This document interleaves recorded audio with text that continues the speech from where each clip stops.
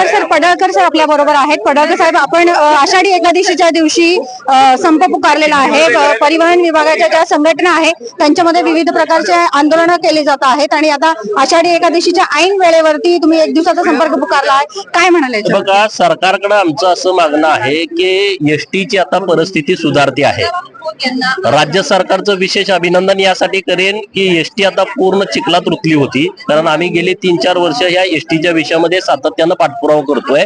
परंतु महिलांच्यासाठी 50% सवलत आणि ज्येष्ठ लोकांच्यासाठी मोफत प्रवास, अगोदरच्या बाकीच्या योजना आहेत अपंग लोकांसाठी, मुलींच्यासाठी, त्या वेगळ्या योजना आहेत. पण या योजना अंमलात आणल्याच्या नंतर आता एसटी कडे 12,000 एसटी आहेत. मुळामध्ये त्या पाहिजेत 21,000 एसट्या. पूर्वी एसटी कडे कर्मचारी होते 1,05,000, आता त्यांच्याकडे कर्मचारी आहेत 85,000. म्हणजे कमी कर्मचारी, कमी एसटी बसेस असताना सुद्धा आता एसटी 2022 ला जेवढं इन्कम करत होती त्याच्या दुप्पट तिप्पट आता इन्कम एसटी करते. आणि म्हणून आमची सरकारकडे मागणी अशी आहे की 7व्या वेतनाप्रमाणे, 7वं वेतन तर तुम्ही लागू करू शकत नाही, पण 7व्या वेतनाप्रमाणे म्हणजे राज्य सरकारच्या कर्मचाऱ्याला जे वेतन मिळतं त्या पद्धतीनं एसटी कर्मचाऱ्याला मिळालं पाहिजे. आणि म्हणून परवाच्या दिवशी माननीय मुख्यमंत्री महोदय एकनाथ शिंदे साहेब, माननीय उपमुख्यमंत्री देवेंद्र फडणवीस साहेब, माननीय उदय सामंत साहेब यांच्याबरोबर सविस्तर या विषयावरती चर्चा झाली आहे. उद्याही परत आम्ही या विषयामध्ये बसणार आहे.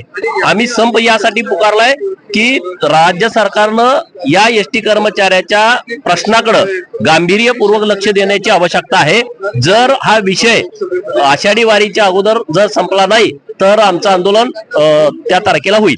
हे आषाढी एकादशीचं जे आंदोलन आहे, एक दिवसीय संप तुम्ही पुकारला आहे, तेच जेव्हा कोविड काळ होता, उद्धव ठाकरे ज्या वेळेला मुख्यमंत्री होते त्यावेळेला तुमच्या आक्रमकतेची धार, तुमच्या आंदोलनाची धार थोडीशी तिखट होती, तेज होती. मात्र या वेळेला तुमच्या आंदोलनाची धार थोडी मावळती दिसते, कारण की तुम्ही युतीचा वाटा आहात म्हणून. नाही, विषय नीट समजून घ्या. त्यापूर्वी पण आंदोलन खूप व्हायची, पण ज्या संघटना होत्या, मान्यताप्राप्त संघटना, पण आज पण त्यांचं धोरण तेच आहे. आम्ही जेव्हा या विषयामध्ये हात घातला तेव्हा मुळापासून विषय संपवण्यासाठी प्रयत्न केले आम्ही.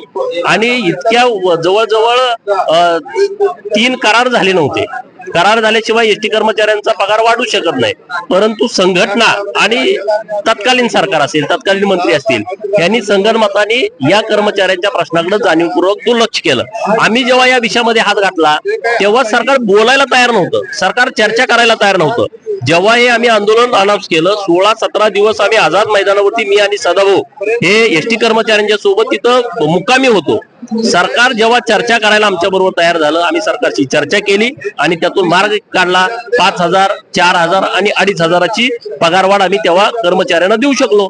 याच्या अगोदर असं इतिहासात घडलं नाही, इतक्या मोठ्या प्रमाणात वाढ एसटी कर्मचाऱ्यांना मिळाली. आता आमचं सरकारचं मागणं आहे की आता आमच्याशी चर्चा सरकारनं करावी. आम्ही त्याच्यासाठीचा व्यवस्थित आराखडा की कशा पद्धतीनं सरकार यांना 7व्या वेतनाप्रमाणे पगार देऊ शकतंय, वेतन देऊ शकतंय, याचा आराखडा आम्ही तयार केलाय. सरकारनं तो आमचा ऐकून घ्यावा. मला उद्या माननीय उदय सामंत साहेबांनी यासाठी वेळ दिलेली आहे. मुख्यमंत्री महोदयांशी चर्चा करायची तर आमचा मार्ग निघेल असं आम्हाला वाटतं. उद्या बैठक झाल्यानंतर पुढची बैठक नाही, आम्ही जो आराखडा तयार केलाय तो आम्ही सरकारकडे देणार आहे. मग त्याच्यावरती सरकार ठरवेल, त्याच्यावरती बैठक आयोजित करेल. बैठकीच्या अगोदर पण म्हणजे आषाढी एकादशीचा जो निर्णय तो आमचा अंतिम आहे. त्याच्या अगोदर सरकारनं निर्णय केला पाहिजे.